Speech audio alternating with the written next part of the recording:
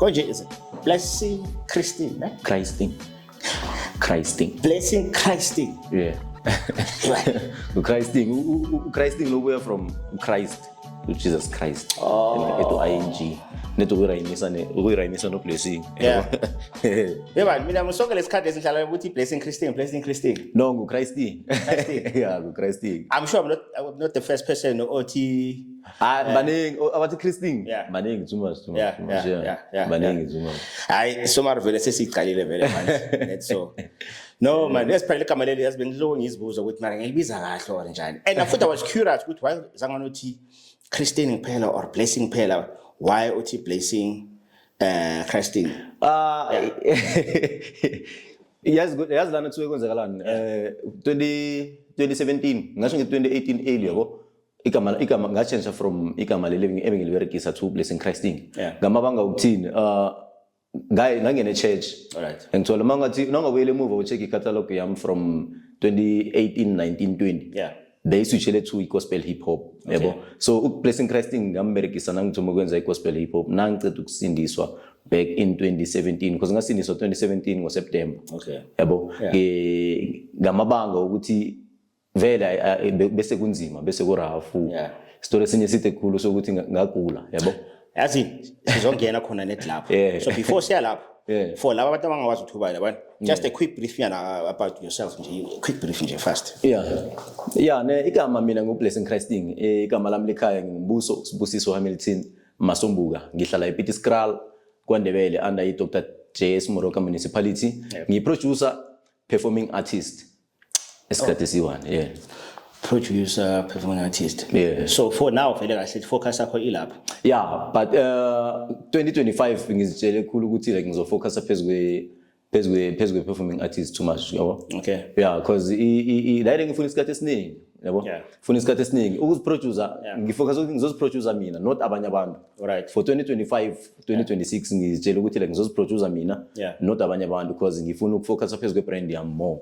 So mara akhona ama producers so busy now. Akhona ama producing busy now maningi too much. Not just around kwaNdebele kuphela or for now just la kuphela kwaNdebele kuphela. Akhona konke akasikwaNdebele kuphela. Okay, asiqale before sizoya phambili. Siqale ngale part leyo ukuthi music kahle ungene kanjani. Ku music. It was back in 2010 yabo. Mina ukurealize kwami ukuthi ngifuna ukwenza music nje nabe kungu 2010 June 16 2010 besise bekunenye soccer tournament ebeyidlala eskimming ePietskral B yabo. Skimming ePietskral B saya lapha besiya lapha ngokubukela ibhola. So mangifika la bengazi ngine cousin amenye eskimming umntwana kaHariyam yabo ungidlula nga1 year. Masifika la nge half time bengazi ukuthi uya rapper bengazi ukuthi like uya perform and bese sebancane back then bangena stage menze akhamba nabangani bakhe bayi3 bazibiza ama DMT. Bebazibizani ama DMT. Okay, DMT. Indlela babethana ngayo limenze akusikhathi seyikhothani la. Bekunkathanyana lezo vele yabona. So ne outfit bebembatha outfit ngikhothana mara beba rap. Alright, okay. So indlela babethana bengazi mina ukuthi music ngiyawuthanda from ebuncanini bami ngizwa nje mangilalela music ukuthi music ngiwulalela njengomunye umuntu. So right ngiya inspire like ngihlala ngimtshela naye ngifuna ukukhuluma manga ukuthi mhlambe mina ini kwenzakalani. Mina vane ngimtshela ukuthi mfo njena like akasese too much into music mara mina ngihlala ngimtshela ukuthi hayi cause mina ukuze ngiye studio straight mina ngabona wena dog yabo. So uphumile yena khona lapho vele studio uphumile? Not really yabo akaphumi yena kusuke kwenzakala izinto zokuthi mhlambe ba split yabona yabo.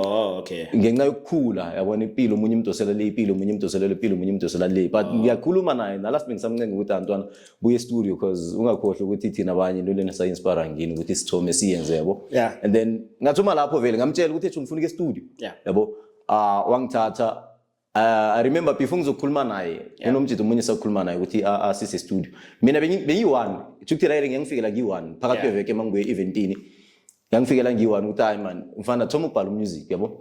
Ngibhale but bengana that confidence ukuthi maye sengiyovelela ebantwini or kuze studio ngiyi-1. So kunomngane omunye bathi ngima-cassette. Oh yeah. Umngane ama-cassette uhlala eStrata ngisekhaya beka act by the time bekusesenendaba zama-drama yabona esikolweni nanani. Ngamlanda mina ngathi because masiye esikolweni kwabona masisalele music ngamafoni right uma ngihlangana naye. Like he was the only person engimuzwa adlala hip hop efonini. Alright. And then ngiyambona ukuthi like umuntu lo creative we-act and all that ngamlanda ngamtshela ukuthi ethu phela mina ngiplan into esona so. Ngamabanga maphi ukuthi amakhazini amlawana ngiwabonela ukuthi i-group yabona beyangasiyi-1. So ngiyamlanda ngithi mfana kungaba njani sithome into enje. Thola ukuthi mhlambe naye into enjalo bekayithanda yabo. And then ngamdosela eduze sathoma sahlala sonke sabhala yathoma njalo vele right. And as I think nangicala ukukwazi ngihlala ngibona uphila naye kahle. Yeah. So mina eqaleni I thought maybe like new group so need to maybe like you need to wait or something so. Yeah. Because the first time ngukujumpa was the time uthando konje uthando bekenzani. Icule la kathando lela konje Vuka Ndebele. Yeah, ayivuka Ndebele. Because I remember no YouTube enikhona lapho. Yeah, besi2. Sathoma besi nangimlanda ko saba yi2 and then after a month saba yi3 kunomjito umunye bathi nguJeffrey. Jeffrey lo wasesabuzwa lwashona. No. Umunye umjito khona le kasulingana nathi so akusikho man yabo. Saba yi3 and then Chukti into lena yaba mnandi njani ePiet Skrala. Beyakhona amaGrootman ebekabethi hip hop ekasi yabo. Mara kwaba izindaba zokuthini bahlehlele emuva ngendaba zokuthi izinto bezingenziki. Wetson nonke vele niphume ePiet Skrala. Yeah, siphume ePiet Skrala sonke. Yabo. Sonke lesikhathi esishilo ukuthi use camera field. Ngise ePiet Skrala Grootman. Or is it because of maybe most besihlangana ngara? Yeah. And I assumed ukuthi iphuma ngara. Yeah. Ngibe ePiet Skrala and then ke saba yi7 ke safika noku7.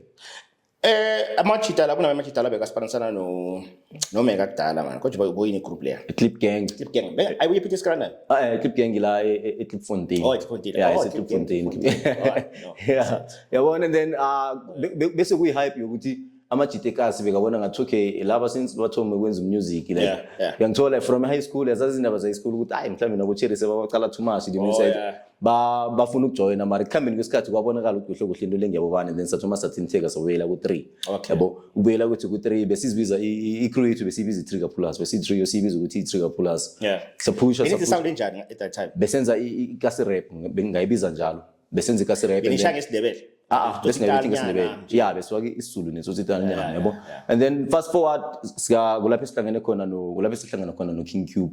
Alright. Hlangana no King Cube usihlangene naye njani uma cassette nakayingomini wawela la ekasi labo King Cube yabo wawela nomunye umngane ethu ebesimbiza uShadow umthunzi so makabuyako wangitshela ukuthi bengolena umjito omunye nje uya rap so ngifuna ukuthi sobavakatshela so ukuya kwethu late na besiya kuShadow thola ukuthi uShadow naye bayi group A1 nabo King Cube yabo and then King Cube nguye was introduced ku trap actually because thina besenza ikasi rap street so indaba zama vocals zokucula like zokuthoma ukuberegisa ama notes and everything mina ngayibona ku Cube manje beni inspire okay before sizoza kule sound leyo ne trap le kasi rap beni inspire about at that time beni inspire ubani beka inspire nje mina ngi1 mina benginspire F-Easy yabo F-Easy bengimthanda blind ekingaba nenhlanhla ukuthi la ngelinye ngathi ngiyam inbox ku Facebook ngiphendula ngathola inamba yakhe sacoca like ngimtshela the way anginspire ngakhona as musician njengomuntu like engicalelela kuye abakhona phakathi ku industry because that time abo F-Easy they were big too much so yeah mina nginspire ku F-Easy ngithola angazi ukuthi yabazi nala because era F-Easy na futhi bekuno athwande amajita lawa sethembisa lawa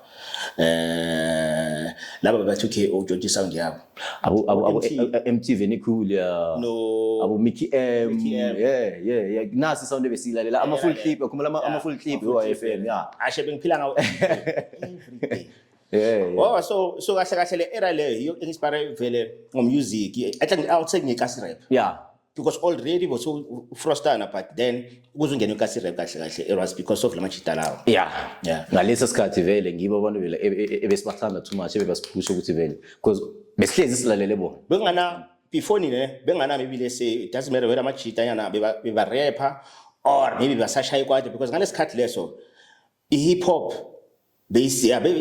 hip hop mara beyikhona ku mainstream but it was before it was like number 1 genre beseyiya lapho kahle beyichinga khona so akuna anyone around ikasi be inspire, or even if no manga sekasi maybe siyabuswa, I don't know, maybe camera fear if maybe bebangekho abantu ikasi. Obviously had to be Cisco T. Oh yeah. Cisco T, Tulibati. Yeah. Cisco T no Tulibati ngibo like la kwaNdebele thina bese sibacalelele yabo. Yazi kuze ngibuze so. Yeah. Because mina vele ngiphuma vele from ngapha la ngisithembisile. Laba vele bengivele ngibazi ngale khathi leso. And then there was this other guy Orla Intro Flame. Unomthetho munye kwakhe bathi Intro Flame. Okay. Yeah, like yena bekangasidluli khulu ngeminyaka mara he was there, not Demre. Oh, okay. Yeah, Demre. Boyithuba sekwa uDemre ngoGembo. Gembo. Yeah, uDemre ngoGembo. No, kuze ngibuze so mina kule side yenu ngicela ukwazi most abantu basesiyabusa wena. Yeah. Ngibakhohlile majida lapha most bengibabona ngabo ma 2015 2016 so ngivele ngale era le trap le era le yabo MT nabo neCC nabangena. Yeah, ngiyakhumbula. Kunobani into engathi abanye baskimana no Sean Payne nabanye. Okay, yeah, Sean Payne ngiyamkena. Yeah. I'm not sure ube bayi group or what. But ngabe kayi that side vele. And ngasibuza ngalesikhathi ehlabeni ngivele ngizibuza even before ngalesikhathi sebo Cisco T na Thulibati. Yeah. Ukuthi ngiba kuphela ama rapper esinawo la kwaNdebele la. Or bakhona abanye maybe somewhere siyabuswa or somewhere with Fat Bang. You never know. Yabani? Besikhona yazi. Besikhona. It's just that social media maybe yeah uyangithola into enyane ezinjengalezo ene mina nabangani bami besiforce Grootman uyangithola thina besiforce it's just that bebascratcha bebascratcha because ukuthoma ukuthi ungene e-studio serious thina ukuzibona because i-studio sathoma kiso bekungibamba mkhulu umunye bathi ngibabusima lapha eLofantein alapha bekudlalwa ngathi but anyway akithi kunala kuthonywa khona mara yeah what is school fees sibhadelisa imali lapho ingoma khona nabayithumela nanizokuthatha isiti lapha balirayithile yazuthi hayi kuyadlalwa la ingoma ezifana namakhazini nalezi zamakhazini ethu bebesiperform egroundini so that's why nama-DMT asithatha khona sisa ku-DJ Vuthela. Okay. DJ Vuthela sahlala eMlotho. I remember ke samncengana ukuthi asayine and besibona ngathi uyasivalela nakasitshela ukuthi hayi nina buyelani niyokubhala like nikhuphuleni iskill senu but bekasihelebha because obvious angithi wena nokuthi ungena uzokufuna like ukuthi same time ngiyangithola ukuthi awazi ukuthi awahamba ufike kulo. Yabona one thing about Vuthela vele from Dala vele. One thing about Vuthela professional too much. Yeah. Akudlalwa lapha. And yena azange ngisho wona ama-producer amaningi ne. It's either bazofuna ukucula or maybe let's say bazofuna uku-DJ or something. Yeah. Vuthela mina since ngimazi was a producer straight. Yabona? Straight. And I'll say maybe producer, maybe / artist manager. Because of baningi abantu vela abamanagile ama-career wabo. Yeah. So whatever angitshela yona I guess at that time bekakhona ubona ukuthi okay kusemele nisifundise 1 2 and 3. Yeah, injalo. Ngizomvula to the next step. Yeah, injalo. It's just that asafuna ungena egamini ukuthi akantshela la ngile ufila ngathi ngathi yeah ngathi hayi Grootman uzama ukusivalela ama channel kuyabona. And mara the funny part about uVuthela uyazi ukuthi sometimes unokubhala because angithi thina besingahabi like skill ethu esikhaga ukukhuphuka like ngaleyo ndlela. Into bengichaza ngayo bakhona nokutshela ukuthi hayi tune le mfana ichange uyibethe so ngithola abantu abaningi abayijumpi like but uVuthela unayo this thing yokuthi akutshela ukuthi into le yenze so or mhlamba kunikeza just issue nathi faka amagama like akakekeli wenza into and then akakurecord nje ukuthi ngiyakurecord and then uyavaya no because bekasho ukuthi ekugcineni bokubuza ukuthi ngoma leyo record kuphi uthi uVuthela bese wathi wakulisa vele into nyane ezinjeka lezo protect brand yakhe yeah okay so from lapho from Kasirebo to move to gospel rap ne from Ikasi rap to trap mara bese trap ngisizulu. Okay. So there's a journey before zothi gospel rap. So that means after gospel rap uvuyele after gospel rap la ngene khona kuNdebele trap. Ndebele trap. Phuma kwami ku gospel rap ngene kuNdebele trap. So that means the time now trap benza trap string ngathi nse Joseph vele. Yeah, ngithi I trap phela singene ngo MT. Yeah, sibandona baka MT. Yabo. So ukutshensha ukuthi from Ikasi rap to trap it was because of MT obvious because he sounded very pop by that time ngiyo leyo. And then from trap layer MT to gospel rap. Gospel rap, gospel trap. No give any shy or was it just when kuphela? No makhasathi we need to move from Ikasi rap to trap. Besi 3. No it resort like so. Yeah, so it vele sa move from Ikasi rap to trap straight. Yabo. Yeah, and then squad sethu sahlukana 2017 mangiye church mina. Okay. Yeah, sahlukana lapho.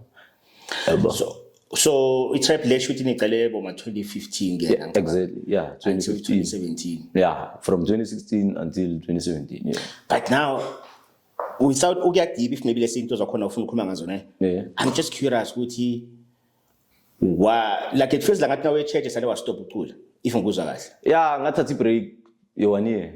Is it because bofila ngathi umusic bokulahla bolusi direction or right? No, bengalose direction because angisabe ukukhuluma ngayo right yazi. Yeah. Angisabe ukukhuluma ngayo right. Mina ungena kwami church I remember 30 July 2017 sakhamba sokuperform kwakhe kwenye event abathi iStula vs Lena be host amachita amanye bathi maBenjamin. Yeah. Went there sa perform sabula show. Yeah.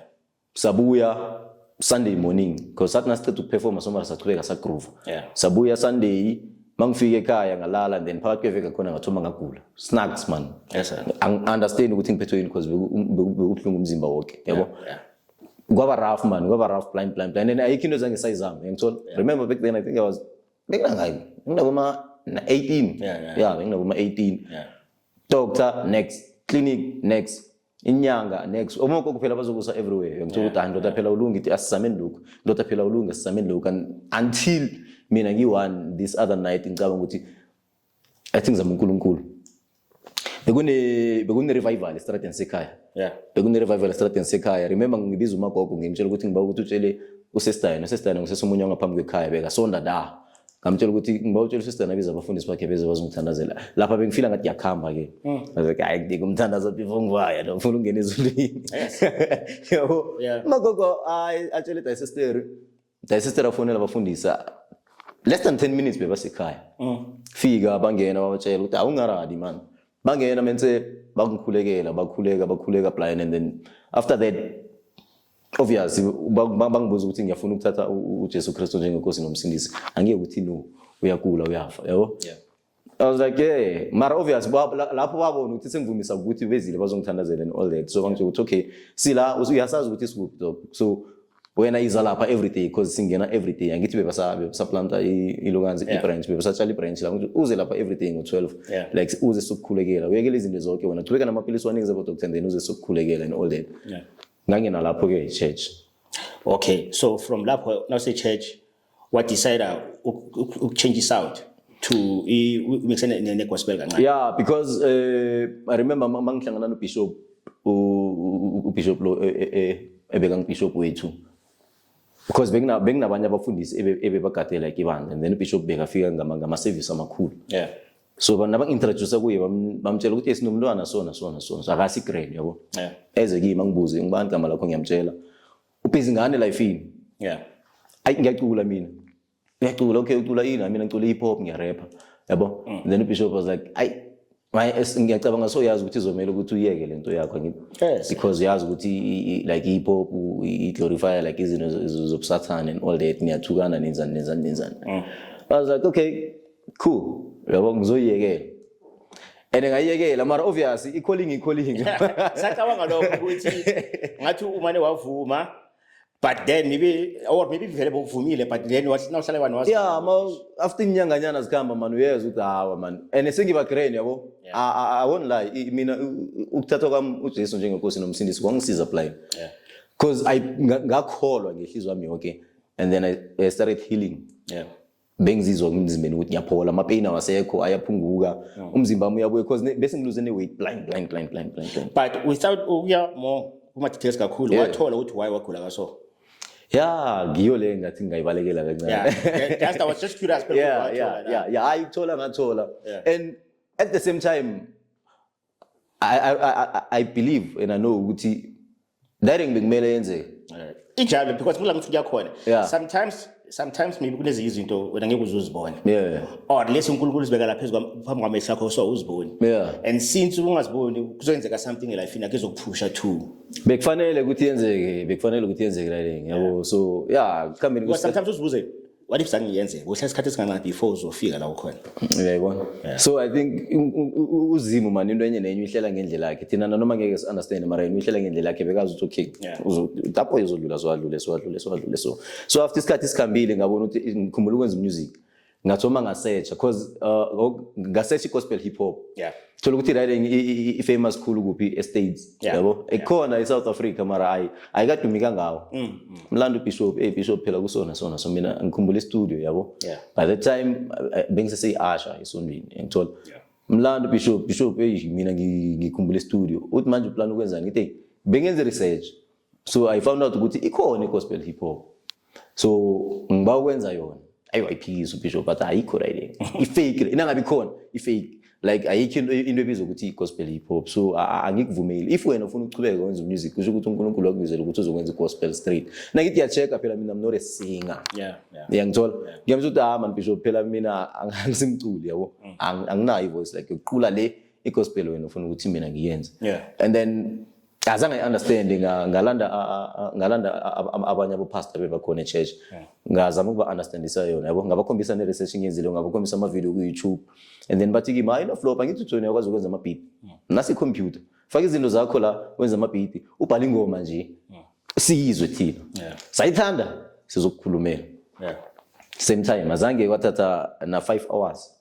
paka just a simple beat bhala chorus ngababethela lona ngabhala ama verse ngababethela wona but ejo yazini nasimali bangayimali nasimali kambe yestudio ngeza kuvuthela bese ngesikhathi esithi ngasambona uvuthela naye wamangala nangifika lapha ngithi ngifuna ukwenza music unikeza uBishop imali nginikeza bo pastor laba abanye bo pastor laba abo pastor laba so ukuthi ba believer ngakhona bathi yazini bayizwa right ukuthi man uGrand because benyenza right you understand benyenza right and it was so powerful because wazi ukuthi leso sikhathi bengingenelele too much entweni like yobuzalwane you understand banginikeza imali bathi vaya uyenze ubuye nayo iphila and then Sunday service after Sunday service sizokhamba nawe siye kuBishop simzwise and then simuze ukuthi uthini ngiyeza kuvuthela sayispana ngabuyela nayo Sunday service sayithatha sayinikeza uBishop sayidlala ekoloyini wayivuma mara bengimbona ukuthi akayivumi 100 but ngoba abo pastor bayivuma and then naye nakalaleleko the message uyeza ukuthi nethi ukuthi yena kunale ngisafutshela I'm not sure uyazi music wakho wegospel because kunale way yena igospel rapper yenza ngakhona just that yakho ngoba zangayizwa I'm just curious ukuthi yakho injani so ngiyacaba ukuthi usuka icompare neyakhe ngoba bekanokwenza at like okay I'm not sure igospel rap straight but bekanokuproducera nama artist gospel there's a possibility namanje usakwenza nalo no ngwazi ngobuningi man music ngspend isikhathi na you understand so Bishop siyamzwisa shabo uyayivuma mara akayivumi ngaleyo ndlela mara ngaba nenhlanhla ukuthi ngichubeke ngiyenze and bengigig applying gospel hip hop like ma event of church or just around the car my event church khulukhulu ema church kuma pageant e church no kuma pageant and bengithoma mina ukuperforma like ngibo kwathema tsakane ngegospel ngithola bengiperforma emabandleni amakhulu abo Faith Mission bengithola ama gig serious ngegospel hip hop and then wayibona naye ra ukuthi sho ukuthi fade because and bengizipush up line ku social media I hope unamanye ama picture yana ifiwa lapho because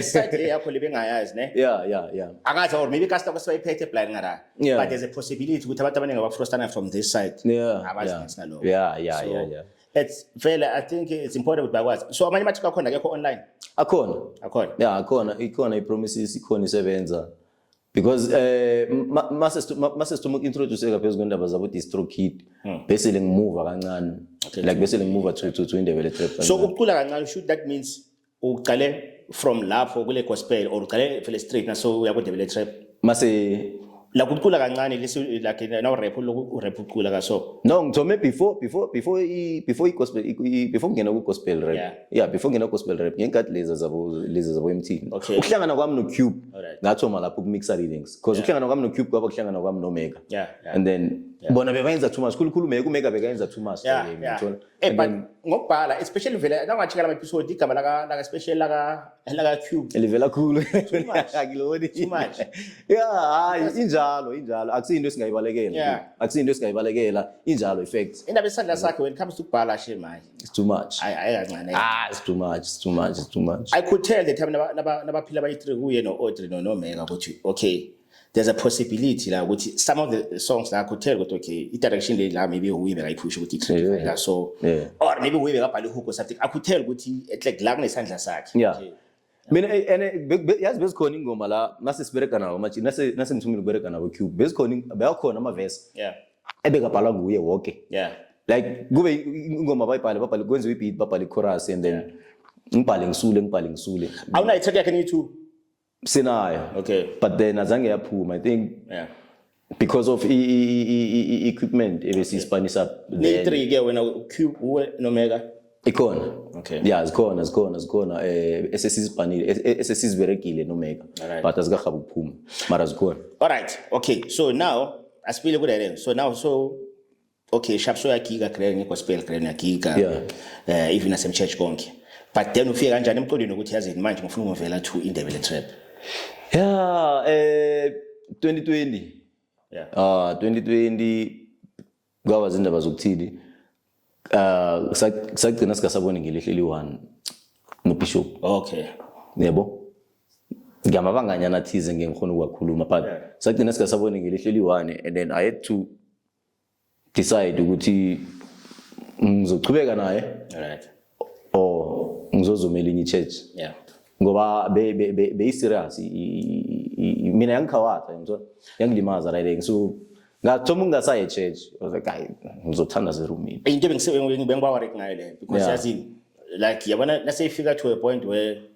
sibakudecide ukuthi your career path mele ivaya kanjani mele uyekuphi eshiba iproblem le iba buhlungu yabo especially now you feel with this thing leyo uyayithanda so ugcina manje so gcina so feel ngathi masonto wonke bazokutshela the same thing and uthola ukuthi it's just uye kuphelwa amabhilizi wakhe kuphela but now ngaya okunye la uzothola ukuthi and ake kumblame like umuntu omdala yabo umuntu omdala so like the beat and everything les hip hop les so noma or ama lyrics wena abanye bekawulalela bayangamphathi sharp mina yabona uzoza izingoma zami ngingaze ngikusendele after this ngikusendele ingoma zami nalezi bezingakaphumi ze gospel rap akunanto ngayisola lapho Grootman that's why like that's the reason why bengithola amagiga serious amagiga phuma emabandleni serious ngithola because ngingasho ngesibindi ukuthi ngingokthoma mina upusha igospel rap the way mina bengiyiphusha ngakhona kwaNdebele all right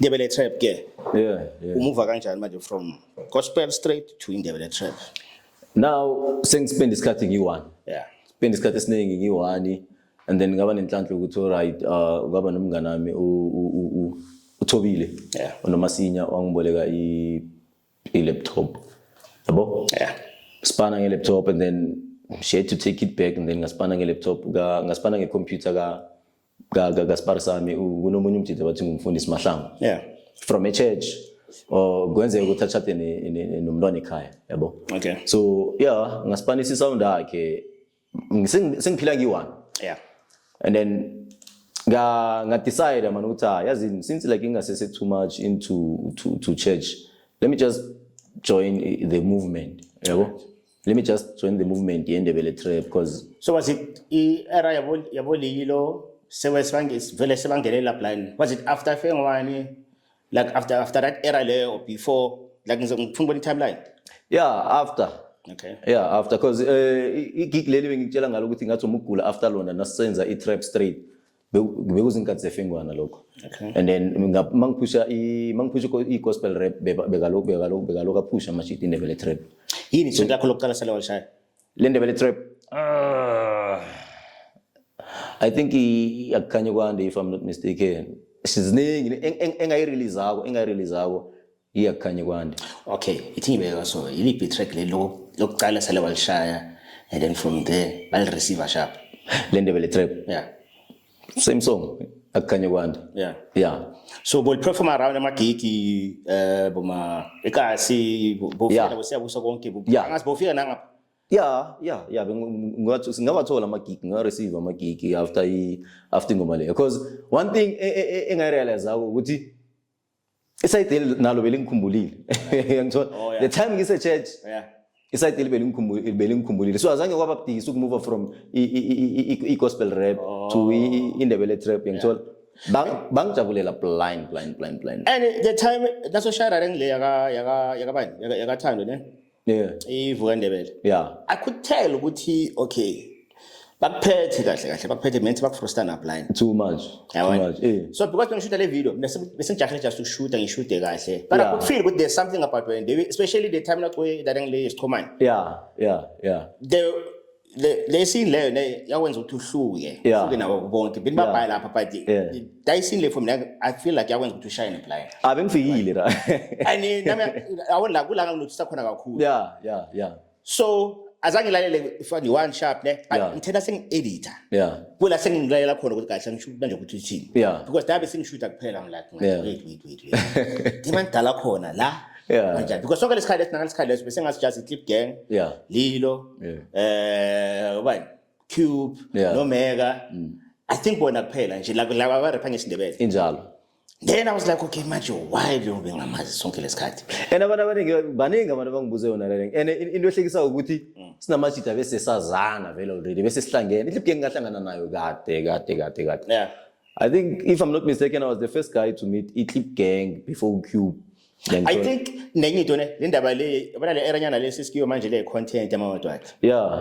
Enye into ngathi nenza ukuthi vele ngicela ubonakala fandi wanje. Injalo because ivuka Ndebele istory sevuka Ndebele sithi sa yazikwenzakalani lapha ngithanda uMahlangu siyambona siyamfrostana siyasithanda ispan sakhe uma cassette sise studio uma cassette uthi kimi hayi man boy ngine idea la ngifuna something engasithatha isikhuphule kancane like isibeke emehlweni abantu more especially naziza ekuthuthukiseni isindebele isikhethu so uthanda uMahlangu bekane hashtag le bekapush hashtag le ivuka Ndebele too much ivuka Ndebele we need amandebele on TV and all that uma cassette uthi qala boy ngifuna sebi iattention akathanda uMahlangu kithi mina siye kanjani ndoda uthi hayi simple asibhala ingoma ethi ivuka Ndebele ngithola sibhala so naqala okay bengicala usipanisana ngalesikhathi lesivuka Ndebele bengicala ukwazana kahle uthanda uMahlangu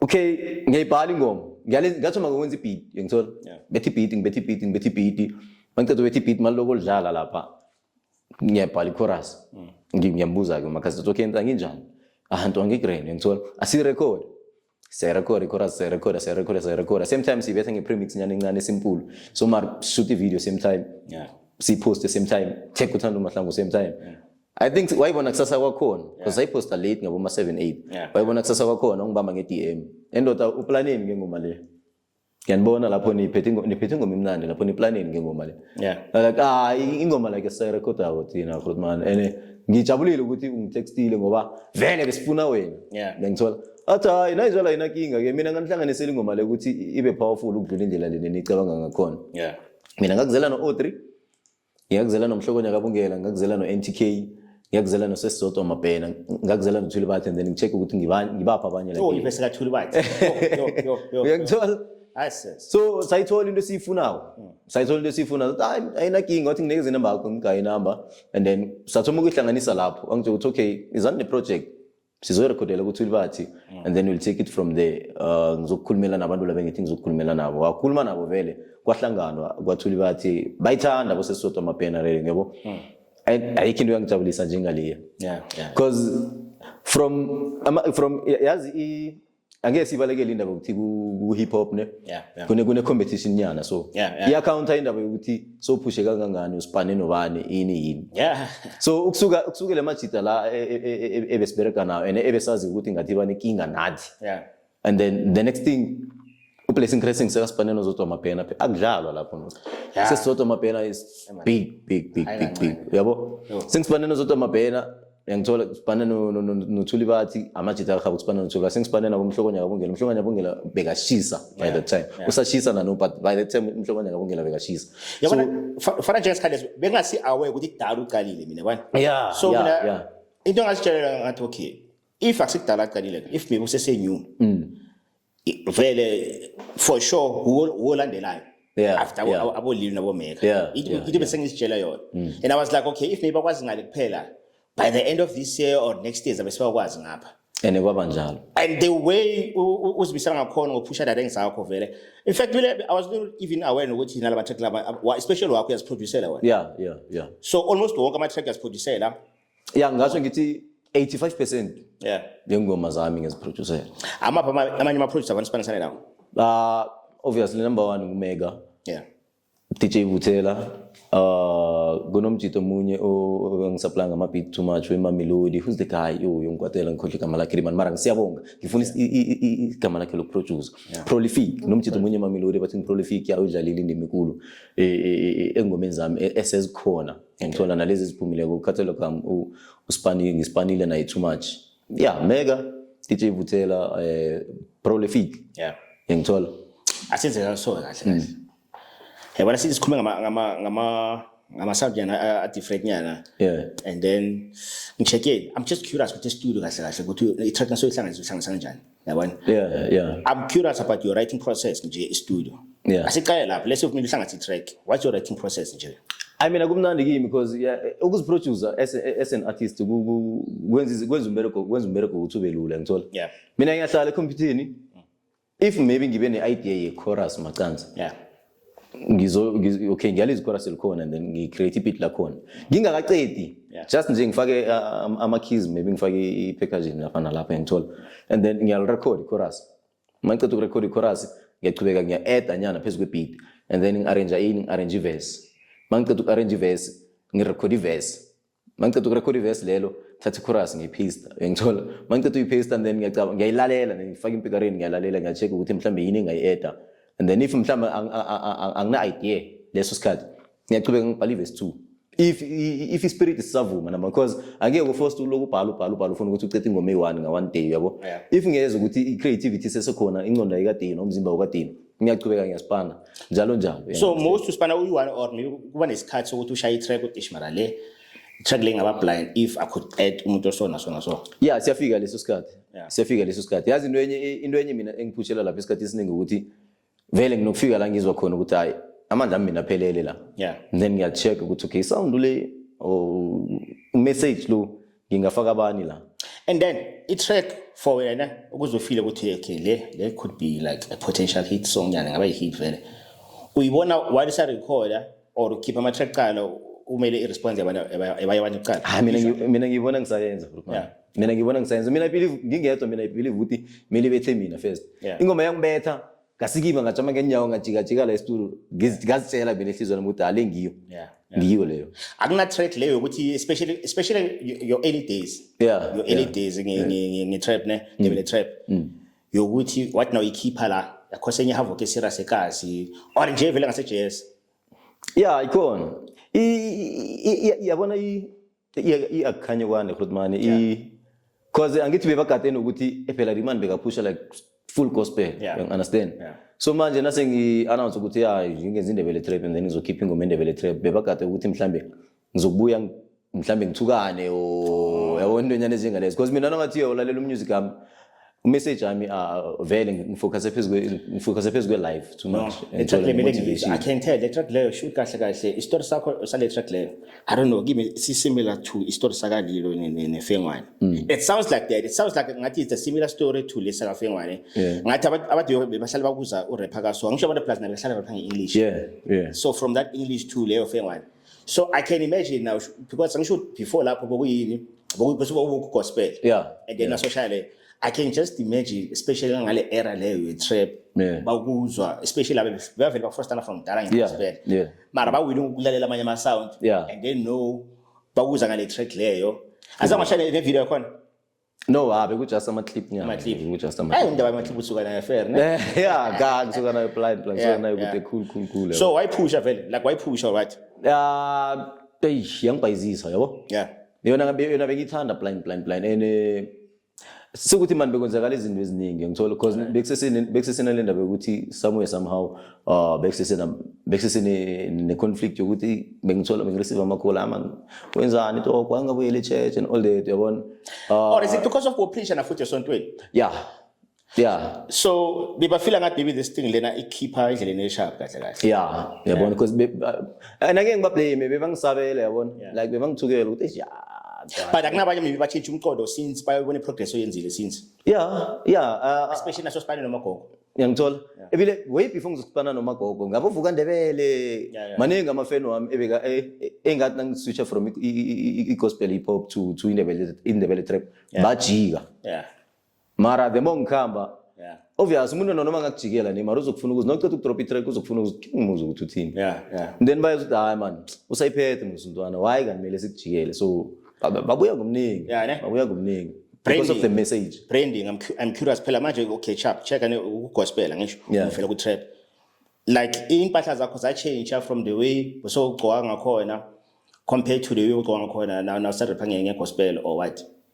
Yeah, kancane kancane because image yami ye gospel rap. Yeah. Beyilokaza chukuthi depend ngokuthi ngiyakiphi event. Ngithola.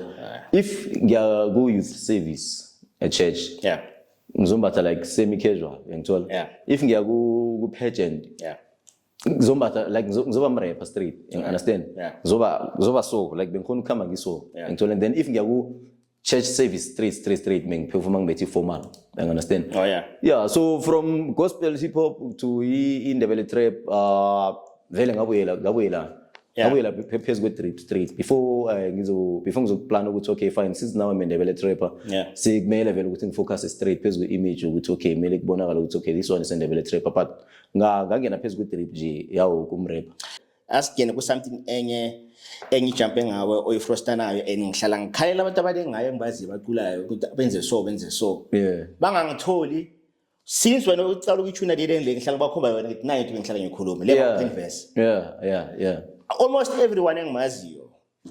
everyone engimaziyo engiphila naye ngapho where yaqula or where ya rapper I'm sure at some point ngingamtshela ukuthi no why ungangidli ama open verse lawo yabona I've noticed ukuthi wena it doesn't matter ukuthi sound yipi it doesn't matter ukuthi whether it's like hip hop serious uma afro soul afro pop yini lezi zama Niger bathini afro beat what dancehall you will find a way yokufaka isound yakho la I make sure is there like one ukhumbulayo ukuthi yabona le yangifakela inina ayikancane maningi ehlekile ngathi ngiyajaha before siya lapha yiyo ethathi i-TikTok yakho yayikhuphula indaba ama open verse or maybe there's something else ngiyo ngiyo at some point kunomngane omunye wagcina sanginikeza igama lokuthi sagcina sangibiza nge-king of open verses ngithola amandaba ama-open verse mina ngiyo engikhuphule plan ku-TikTok ngiyo engifakela ama-followers iliphi lokuqala yilo ukuthi okay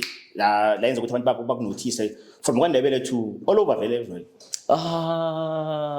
kuni abondaba by musicaholic abondaba by musicaholic open verse le yangiberekela too much because abantu frostana la manje music blind musicaholic bathi ngibani musicaholic ngifuna laba bakwaZulu who's the guy uyangibalekela Nqobi Yazo musicaholic Nqobi Yazo hayi jama kancane khotman and then i-open verse le ngiyo eyangithrendisa wona and kunento enye abantu abangayi understand you emaweni bekungasi open verse mina ngayenza open verse ngekani ziningi ingoma zamaNdebele actually ingoma lezi isikhethu lezi ezidlala ngesikhethu straight mina engazifakela zona ama verse kizo I remember kunobhuti omunye bekathanda ukungikhalima athi bazokusuwa intonyana zama copyrights nani ngathi bengimtsho ukuthi angidropi you understand and ngiyaba acknowledge nabo abantu labo nawungacheck i-caption ngiyabhala ukuthi into le like it's not an official remix and all that so now ngihleli ku bedroom studio yami ngilalela ingoma zesiNdebele ngithola because nginoba nesikhathi ukuthi okay namhlanje ngizolalela ikwaito namhlanje ngilalela amapiano namhlanje ngithola that evening ngilalele ingoma zesiNdebele ziyadlula ayikumnandi ngizitishele ngene emaweni ngithola and uDr Nothembi ngamlalela ngisesemncane khulu I remember kunoba mkhulu omunye we-Eastrays ubhuti kagogo wami bekathina kazokuvakasha ePiet Skrala besimuzwa savele ekhonini adlala ingoma zakaNothembi even akhe better strong ngithola so now nasemaweni yangena nayingenako yabo ingoma zesiNdebele musizine nokucula and then kube nespace la kudlala khona ingatara like instrument wayifaka le ngithola ayidlalwa kidai man nasi right there stop at same time ngithatha ingoma ngiyithatha ngilahlele ngaphakathi kwe-FL verse ngifake ngiqede lipremixe sikime same time set up ring light bethi vessel edit same time post ngithola phela into le ngenye indlela yazi nawenze i-verse zona lezi ama open verse nawuyenzileko uyifile blind ufuna ukuthi trend nje ngithola Yeah, fair. Yeah. ufuna ukuthi trend no posting ngoma le post i-verse la kwadlula bama 6 days Uyidropile. yeah ngilipostile ku TikTok i-verse ngilisakamba kibo 500 views ngistress So I feel ngathi she. yabo khona after 2 weeks ngithi ngena ku TikTok thola amanye ama notification amanye amaningi blind mangi ama notification la phezulu kwe-verse khona altrenda Awazi ukuthi phela they might usually nakuso ngathola ukuthi kuno one or une-follow uma na repost. uyongikwatela ngumthetho omunye uduka kunzima something like that i-content creator esindebele Yeah. ngizomkhumbula mara ngathi nguluduka mani igama lakhe ngutitshere mpintsha amenye ugidela isichema ingeze kakaramba Okay.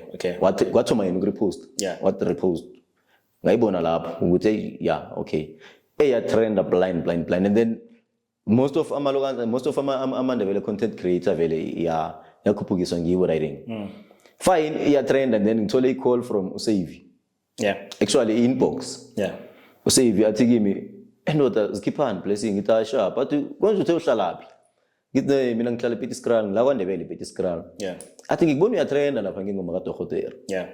msikiphani planini ukhulumile nayo intonyana ezinjengalezo ngithi hayi mina was just saving fun yabo nabe ngizidlalela ukuthi man because ngiyayithanda ingoma leya so bengenza nje content athi bona boy ngiyamazi mina uDoctor and ngiyakhuluma naye phone calls WhatsApp uyangivumela ukuthi ngithathe video le because ngisevile nginayo ngefoni nami ngiyithanda uyangivumela ukuthi ngiyithathe ngisendele uDoctor noThembi na ngithi ayina flop ithumele ngithola that's all right akunakinga jama ngimthumele and then if kuyenzeka ukuthi feedback enye nenye azonginikeza yona ngizoyiforwardela kuwe okay fine I remember bekungu Monday late ayithumele Tuesday ngisespanini ngaboma 10 11 ngisespanini ngireceive call manamba angikwazi yabo ngiphendula ngeza ukuthi hayi man ngathi ngugogo lo like ugogo omdalanyana so kana kunjani sikhona njani athi uyezwa ukuthi ukhuluma nobani ngiyizuma ivoice lemana ngiyizwa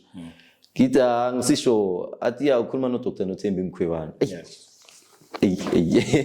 uyangithola beka amathulusi phasi ngihlale phasi esitulweni athi ya uSavi ungisendele iclip enye ya ku TikTok la urephela khona ingoma yami emaweni angazi ukuthi ngijabule or ngithukwe na Because neighbors would hey. yeah because kingahlangabezana nescandal sokuthi kinga receive a call from uTsidi weMalaika si remix ingoma yeMalaika sinoma cassette ngiyangana so nga receive call uTsidi wathatha inamba ku Instagram wangifonela wangithusa vele lokho ukuthi angithuthi ejo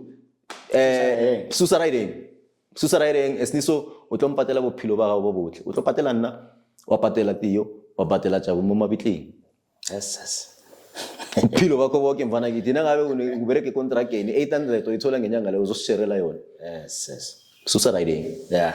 Cause awakhulumi nami awungazi angikwazi yabo Yeah. so now okay Dr Nothembi nangu nginayo phone yangithola uthi manje sikhiphani ngithi hayi mina Dokotela okay lokho bengimbiza gogo because ukumbiza Dokotela ngithome sengithomile ukusipana naye kungu yongstopa ukuthi ngimbize gogo yabo because akayithandisisi right ngithi mina bengenza content yabo athi yazi ukuthi ngithanda kangangani mara so uthe uhlala laphi ngithi ngikwaNdebele ePietskral athi right cala ke ngomgcibelo lo ngiyoperforma e-stadium bekudlala iTS Galaxy ne-SuperSport la eSolomon Mahlangu ngomgcibelo lo ngiyoperforma eSolomon Mahlangu ngidlala iSuperSport ne-TS Galaxy ungakhona ukufika e-stadium na iya ngakhona Dr Festival mathi ngifuna ukukubona ngihlale nawe phasi sikhulume sibone ukuthi kungaphumani la so save inamba yami and then sizochubeka ngizobuye ngikufonele nasekufike uSaturday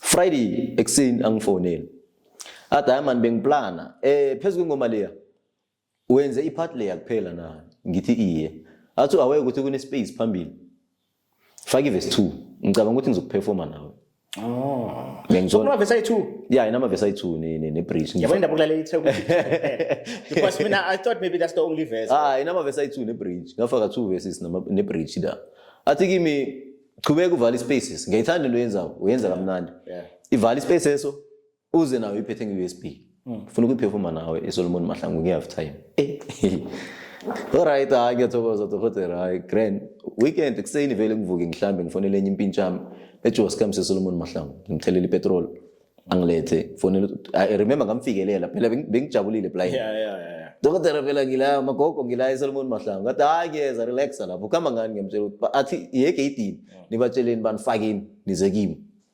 sifike egate sabatshela ukuthi size kudokotela noThembi ngibona bathi okay nizoke ku VIP mara ngeke sikuse same time nje because sifuna ukuthi avume naye nakafika alright bangithatha bangibeka ngendlini nyenenye so afike nakafika kwamtshela ukuthi kunisokane elinye lithi lize kuwe ngara eze angibone wangijabulela blind wathi kimi before uzobukela ibhola sikamse ngekoloyini ngena ngekoloyini athi khe ngizwe ukuthi u-18 because azange ungisendele khe ngizwe ukuthi u-18 njani faka i-USB sayilalela magogo imhlanyise blind at the end of the mara bokuphi isikhathi esisoke nje ukuthi khona magogo siyaloyela yakwazi manje ukuba mvumo osathuthukako aqala sikamsobukela ibhola boy izano USB leyo after time siyaperform sikene ngaphakathi sibukela ibhola nakho sesiperforme I remember izulu beliza so i-break i-half time yaba 5 minutes like bayigijimisa bayibusela and then beza kuye bazocolisa ukuthi man dokotela next time ngithola yabona nawe isimo sezulu ukuthi sijame njani so angeza khona ukuperform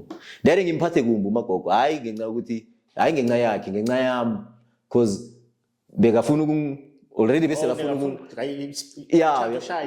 ngithola already bese azimisela ukuthi isokane ngizokubereka nalo athi man boys ina flop cala sizokhuluma ngizokucheckela enye gig sizokhuluma remember watshela no team sukazi ucala umntwana nami lo so nangahle kwenzeke like emagamini ahostwa nguwe like egroundini leleni wenze show uthathe inamba umsana lo umbizi ukuthi azokuperform utalented bozombona namhlanje but akusathweni athi ngiphekelele ekoloyini remember usifike ekoloyini umagogo wanginikeza 2000 azange ngiperformele imali ngawo la kwaNdebele azange ngiperformele imali ngawo ngiyangithola performela amatawa ama800 akuna iBrahim wakhuluma la wathi bangakutshela amanga athi sethola mara 1000 la kwaNdebele nama promoter wala hayi ukuthi ngiyabagxeka njani but never ngiyangithola angaperform sikaperform sinomagogo siyalayelisana magogo ngathi usithina bona mntwana uzathenga amaswiti endleleni wathengela nomagogo isijeko nofika endlini umlochisa umtshela ukuthi uDr Nothembi emthanda and manje ugogo wami umthanda blind noThembi vele yes obvious ukuthi sithathe content angengijiki thomba ama video nangibuyele emuva ngibhizi ngiya-editor la eTexini editor ngiposter i-video ngayiposta kokuthoma nginoNothembi Mkhwebane yatrenda blind nayo ngifake i-verse lamela ku background yatrenda blind abantu bajabula ukuthi finally ndoda vele ngicine enhlangene ngithi because already I mean besengenelela ku TikTok ngiyangithola and then manje basibuza ukuthi I wonder ukuthi uyizwile na kuyokwenzakalani mara boys and nabo bebafisa ukuthi umfana ngathi angakubona ngathi ngithola so now daddy ngiyangiphakamisa blind ukuthi sigcine sihlangene then from lapho azange asajama and siperforma yiphi ngoma siperforma asikangeni studio siperforma le yami ngiyenze bedroom studio engi-edithe ngafaka ama-verse ami e-bedroom studio siplana i-formal session mara already sengiperforme naye ampur uma-8 yamagigi igigileni lokho siperforma le engayisola ke ngiyazi first time perform bokungasila imhlanga la stadium izikhakhazisi ngesikhethu bongasi first time la first time leyo azange ngibona ama performance athi ngibone just yakho mara could tell ukuthi abantu bayenjoyile la kuthela nje ngakhona lapha performance la beyilindiwe futhi man beyilindiwe blind I remember sisangena ukuhleka kwethi ikoloyi ungena egate stadium ukuyokuhlala ku VIP stadium sakuduma blind singena basibona sisangena mase sivela le sikhamba nama-dancers Dr Nothembi lapha ngizizwa njenge superstar wofila kanjani kahle stage performa naye le trip man lapha ngahlangana kakhulu lapha ngahlangana kakhulu injabulo bengaphakathi kwami because sayiplana ngenye indlela ne wathi nakayiperforma wathi uma-performa ezinye so naka-performa leya nabantu bebangakaboni abanye bebabonile ukuthi alright ngifikile naye abantu abafika muva lapha kwaba ngenye into sayisiplana lokho ukuthi yena uzokuperforma i-chorus ngingekho stage so mina ngizokukhwela stage nasengena i-verse 1 ngathi nangingena lapha ngathi ukuvela kwami emakhamereni ukuvela kwami stage so ayistira mesa saduma soke babona ukuthi okay kuba ile version lesiyazi ngezinhluthu ziphakama nami ngithi hayi ngifikile ngiyawathanda amakhona version so because azenzayo kune generation namanje uthi bangayazi uthi bangayazi ngicabanga ukuthi umuntu akhona khulila kwandawele mara angayazi maweni ngiyangithola and then from lapho nasibayizwa la bayizwa especially le version leyo obviously bazoba ne-interest bazoyilalela if maybe ikhona vele nayo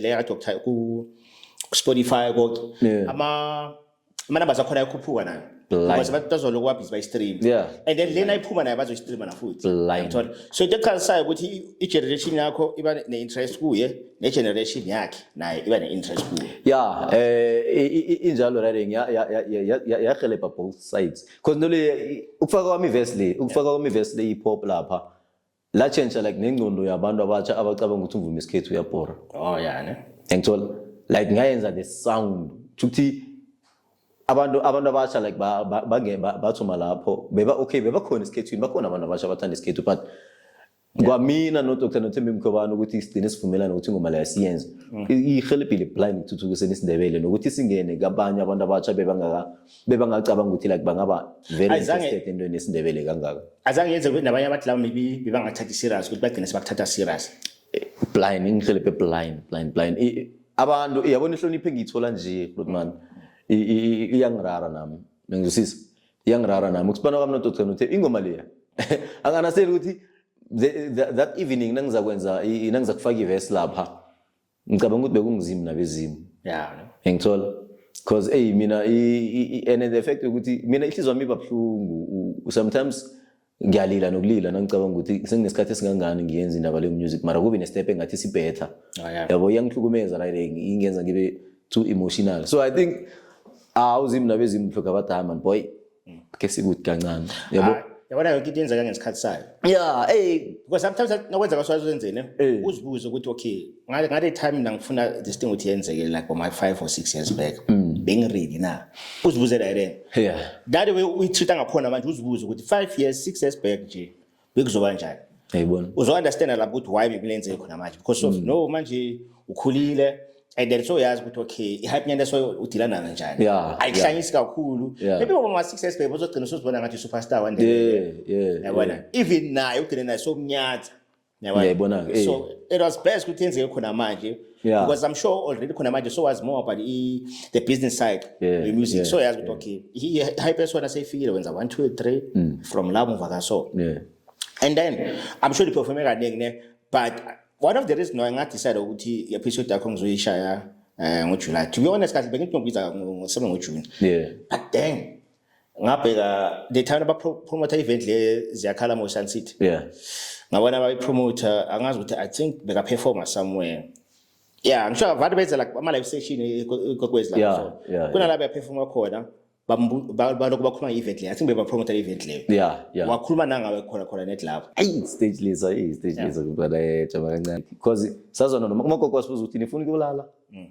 or nifuna ukuba seshowini yabo samthu hayi if awuna kinga thina sisaba kuba seshowini ngithola because yena uthi hayi mina ngizokhamba ngiphumula but ngizoba nani eshowini kancane before ngiva ukulala asivumele ukuthi siye ngeshowini yabo manje ngeshowini uvela so ngithi noma bathi abantu bafana lo ngummusic lo indlela engaba excited ngayo naye waba excited uyangithola mase ngiyamangala ngiyachithela lapha Grootman iskiphana angikreni kabe yami kunjani futhi ungingibiza Grootman uyangithola ngitsho ngithe yazi ukuthi ngifrustana kanjani so wathi ngiyakwazi blessing hiban okay ubonakala out la manje asino ubonakala out music kunehliziyo ehluna umoya phasi thathi isithombe masithothi inthombe lapha utshela ugeli lo shooter ukuthi hayi thatha neclip nyana ngithola because ubona the way excited ngakhona ukuthi thatha neclip nyana manje sesacoca ngiyamtshela the way engimfrustana ngakhona naye uyangitshela the way angazi ngakhona na the way like ngilwela ngakhona angitutuza lapha angitutuza nginikeza like namagama ungitutuza ukuthi amfana ungastop unswemu mntwana blind into zanayo different so ngithi mina and ngiyafisa ukuspana nawe ngiyamtshela ukuthi ngifisa blind ukuspana nawe hayi ayina flop lokho kuzokwenzeka cova inamba yami yo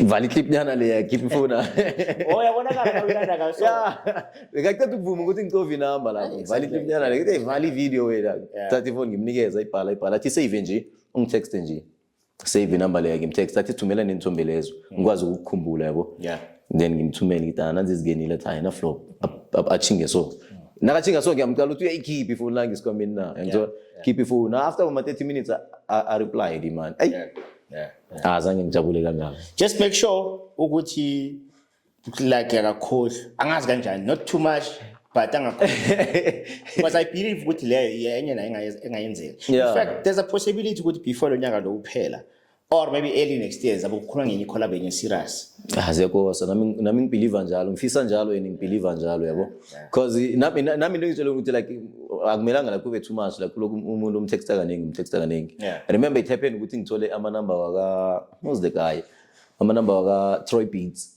Troy Beats lo produce album akantatistana isisuthu fashioning one ngiyakhuluma naye dimani ngaba nenhlanhla ngika inamba yakhe ngafunda lapho ukuthi umuntu awumhlali la yabo because ngimhleli la man ayi wangiphendula ngenye indlela ngabuthi yandaba eziflopile angisho manje already seba ku industry usebenzani so bafila ngathi wonke umuntu ufuna ukuba user yabona so but noba ngena ngetiming kahle ne uma ngala one day bona nje babone something izoba sharp for wena lapho ngiyabona so you'll never know mara nabo bona bangavumi ne nabo benza the same thing nabo benza the same thing because last ngena kuba celebrity maybe wa 10 years back kuma inbox abo kuma DM abo there's a possibility ukuthi bakhona la abo MP or bakhona abo youngster bakhona khona lapho ukuthi iqinisekisana nawo injalo it's just that bongasisikhathi sabo nale sound level bengasi sharp forward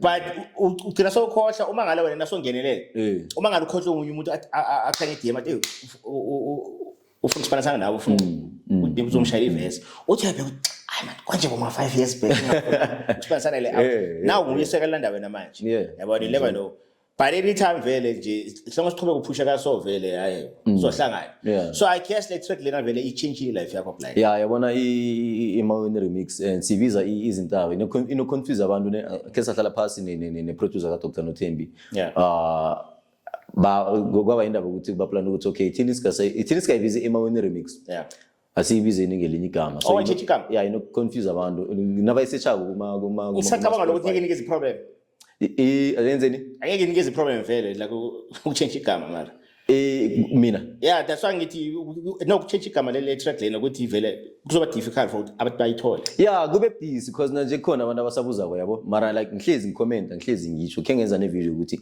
yi Dr Nothembi Mkhwebane izintaba featuring Blessing right ngithola isibiza izintaba ingoma le change impilo yami ithethe i-career yami music yayibeka kelinye izinga elimnandi and I'm just happy ukuthi kwamina inokunginikeza wami ama bookings ngi1 and Dr Nothembi Mkhwebane akana kinga nokuthi ngiperform ingoma leyo yabo ngikhona ukuperforma ngingedwa ngendlela engifuna ngakhona la ngifuna khona like ngivumelekile lokho so ukukhuluma iqiniso vele nama booking engiwatholako it's because of that song most of ama gig engiwatholako ingenxa ingoma le angifuni nje ukuzikhukhumeza ngithi mhlambe inenzani iqiniso liphelele kungilelo khotman all right so last question future plans for Blessing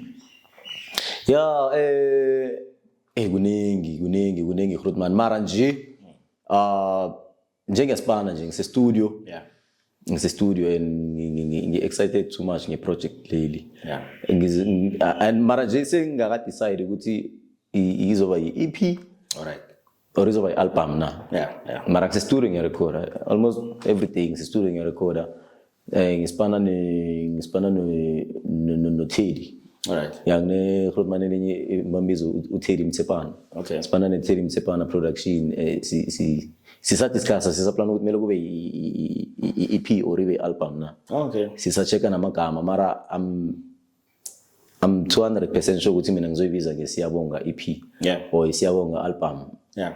Reason why nginame after intwana elandela mina ngemuva yabo. Yeah. Nginema after intwana elandela mina ngemuva engifrostana blind ekhule icalelele kimi khulu nasiceda ukushaya itimer. Yeah. Intwana leya iyenza yonke into engenzaka. Remember mangizokusindiswa naye wasindiswa. Yeah. I remember kwaza ukwenza music but ayigcineni ngagcina ngimtshela naye mara nawe ugcina azibonela ukuthi yeah music okay izongihlula le yabo mara Beka inspired. yeah uyangithola uyangifrustana blind he's my biggest fan and ungomunye umuntu wabantu like engifuna ukuzibona ngibajabulisile engifisa like babona ukuthi into lena ikhona ireal ene izosifita more izosenza sifike kelinye izinga esingakazi sifike kilo you understand. Yeah. Siyabonga EP or Siyabonga album I don't know but yes and then what else uMega naye unengoma azoyikhipha nje ufeature mina nakhona. Okay. And then I'm really trying to get Dr. Nothembi Mkhwebane ku album yami. Yeah. And then ifocus yami okanje ifocus yami okanje ida ezinye ithi singazikhulumi abanye bazazi ngokuvalela ama channel enze mara bara ngiyakuthola ukuthi uyava iphi indlela so mara mina msho into zakho zohlangana manje sizohlangana yabona sonke sibona uqhubeka just ube consistent ka so trust me I be feeling ukuthi next time nasoshaya enye episode zabe sesikhuluma ngezinye izinto ngiyabona because ngiyakubona ukuthi vayiphi indlela and nade uyizimisela ngakhona so it's obvious ukuthi egcineni iminyango izovuleka egcineni kumele ivuleke ziyakosa vele mina ngenindlela yazi asiva le net la yabona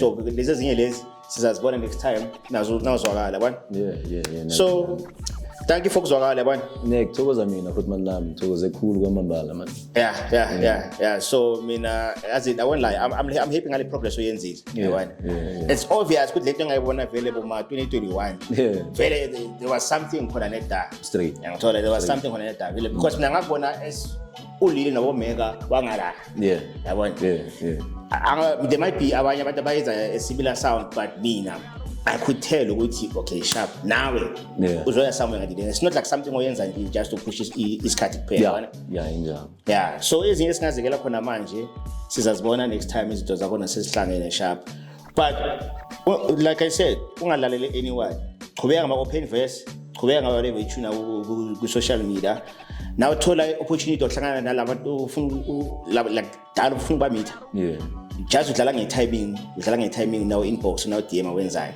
but just don't stop because never know ukuthi uzenzakalani kanjani khuluma nendlebe ezwa let's so Creative Circles with K Forever.